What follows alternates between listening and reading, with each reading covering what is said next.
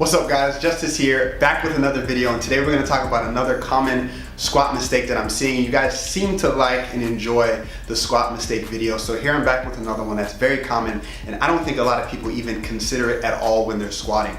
So if you ever hired a trainer or watched a video about squatting, for most individuals, you'll probably heard the cue, sit back on your heels. And a lot of people, they teach that cue because there are some people who have a big issue of getting onto their toes a little too much when they squat, and you definitely don't want that.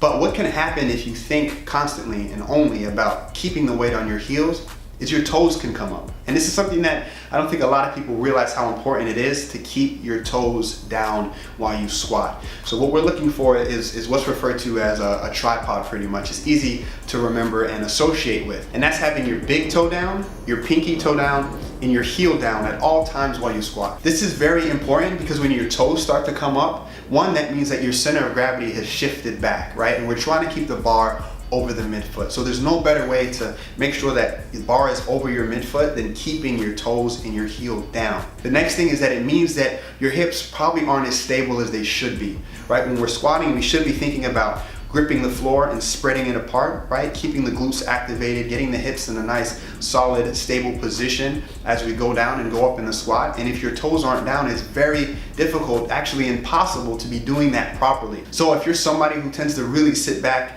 and if you haven't even thought about your toes coming up, record yourself, look at your toes very close, and you'll probably notice that they tend to come up a little bit. You have to really make a conscious effort to keep them down. It is quite tough. It takes maybe a little while and some reminding, maybe from a friend or somebody in the gym to watch it, because if you're used to doing it the other way, making a change is quite difficult. But you definitely want to keep them down. It made a big difference in my squat and addressing the hip pain that I had for so long. This is one of the first things I learned.